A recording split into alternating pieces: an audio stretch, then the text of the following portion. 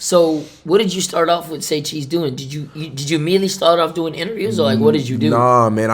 It was really supposed to be a record label. I went to one of my homeboys and I was like, "Hey, spit a freestyle for me." And he spit like a 2-minute freestyle. Okay. Put it on YouTube.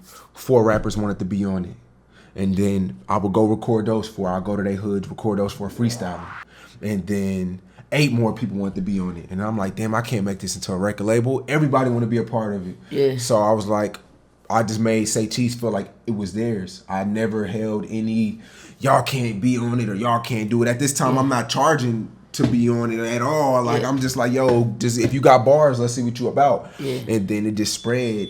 People from Houston wanted to be on it. People, and at the time I'm super Dallas or nothing. Yeah. And then, Dallas turned against me, so I'm like, I'm about to go to Houston and fuck with these dudes. Yeah. And then it just took off like that. So it took off from freestyles, really. It took off of freestyles. Freestyles. Damn. Yeah. Okay. All right. So that's crazy. So people think that it just took off with the interviews and stuff like that. I mean, every day somebody, like when I'm out and about, I'll be in Charlotte or something, and it'll be like, yeah, I found out from Say Cheese from da-da-da. Now just everybody has their own way of finding out about it.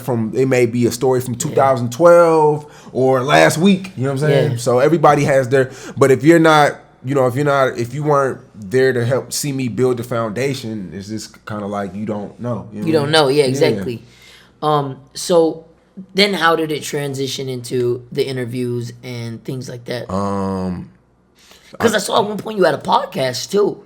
Yeah. Nah, I used to do like a podcast where I used to wake up in the morning and just talk shit, but it got boring because I don't like talking to myself. Yeah. You know what I mean? I got a podcast now with my homie, but we're still trying to get consistent with that. But like I would just go to people's hoods and they'll bring out like 30 of they niggas and shooters with guns and stuff like that, and it'll just turn into interviews. And then I was like, I don't want to just do that all the time because it's like, it's only a ceiling for that. Like you're not gonna get any sponsors and stuff like that with guns and stuff like that. Exactly. I would start getting more professional with it. And my first celebrity interview was Kevin Gates, and he wasn't a celebrity yet. Yeah. And we got into a physical altercation.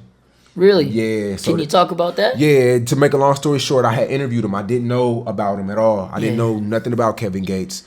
And I went on YouTube to look him up. I seen he was affiliated with Boosie and Webby. So I asked Kevin Gates, who was he more inspired to rap? Who inspired him more to rap, Boosie or Webb? I mean, not Webby, Boosie or Wayne. And then he said, I'm inspired by more street-oriented guys. So at the time, Boosie's in jail, and they're trying to say, what you trying to say about Boosie? He's not street-oriented? You know what I'm saying?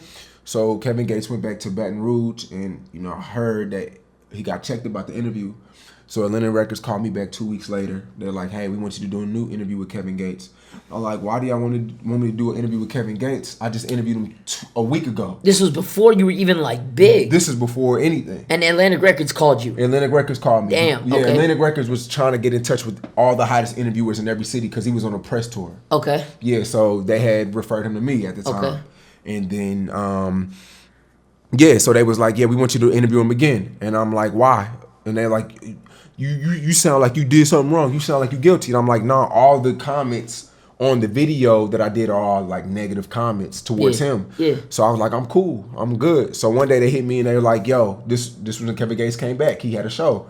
And they were like, yo, we want you to, they're like, yo, the Atlantic Records cameraman couldn't make it. Can you please come? Yeah. So I show up and then their cameraman was there. So I'm like, damn, something not right. Like they lied to me to get me here. Yeah. So, Kevin Gates was cool the whole time. He sees me, we shake hands, we talk, and he was sipping lean the whole time. Yeah. And then he just staring at my logo, sitting down, we're in a restaurant, and then he's like, "Yo, I like your logo. Can you come outside? I want to do a drop for your camera. You know what a drop is? Yeah. So it's him and his two partners at the time. He's not big. He doesn't have any security guards or nothing like that, but. So we come outside and he's going through his phone. Now I'm not knowing the whole time he's going through his phone looking for my interview because he doesn't want to spaz on the wrong dude. Yeah. So the interview pops up and his energy just flips the whole time. We've been looking for you. Yeah. And at the time I'm not a journalist or none of that. I didn't know how to word the interview right. Yeah. So I had worded it, Kevin Gates isn't inspired by Boosie or Wayne. And it just was a for clickbait. At the time, Yeah. I've never done anything. Yeah. So I can't lie. I'm a man. I was kind of being messy to get the brand out there, but I didn't know I was wrong at the time. It's, you know what I'm saying? It said something exactly like that happened to me. Yeah, I quoted what came out of his mouth, but I kind of aimed it towards a negative energy, you know? Yeah. And it came with it. He leaned over to Atlantic Records and was like, y'all, look at this. He's trying to show them what happened. And then he leaned over. Now, remind you, I'm in a restaurant, so I'm in between the wall and the arcade system. So I'm like stuck or whatever. But remind you, he was sipping lean, so he was moving slow the whole day anyways. Yeah. So he showed him the phone and kind of like threw a overhand right. It didn't connect. Yeah. But what I did wrong that I regret is doing is I went and tweeted about the situation after it happened. And the people who didn't like me, they took my tweet and they ran with it and made up their own tweet or their own story. And then the people that did like me, they took the tweet that I tweeted and they made up their story. So I'm hearing that I knocked out Kevin Gates. Oh. I'm hearing that Kevin Gates knocked me out. Yeah. Like, I just regret it. I regret tweeting it because it just brought more stories to the situation. It was only like 10 people there. It was, like I said, it was a private like meet and greet. But I just, it turned me up though too though. Like really, really turned me up because he went on like Hot 97 and talked about it and stuff like that. But I mean, what did you learn from it though? I just learned to I really just learned to like, I mean, at the time, I don't know, man. I just learned that, like, yo, this shit is real. Yeah. More than anything, like, yo, this shit is real. Like, damn. Like, I didn't really think. I'm like, damn. I'm not even like I'm nobody. You know what I'm saying? He rushing me. What about when you somebody?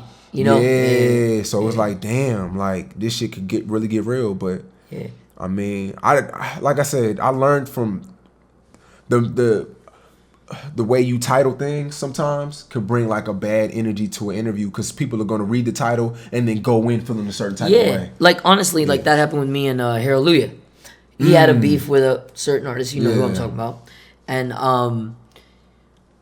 it was not what the whole interview was about, but I break it into clips. Definitely. And I named the clip something that he didn't like. Right. And as a man, he called me. He said, this, that, and the third, can you change it? Blah, blah, blah, blah. I said, sure, no problem. I'll change it. I don't mind. Because I'm not in the business of trying to make you feel... Like, I don't want to make an artist feel like I'm trying to purposely start a beef. I'm not trying to start a beef. Right. I'm reporting what this person said and what this person said. But I'm never going to assume nothing. Right. And, the thing you were saying about, like, you learned how this shit is real and it could come to you.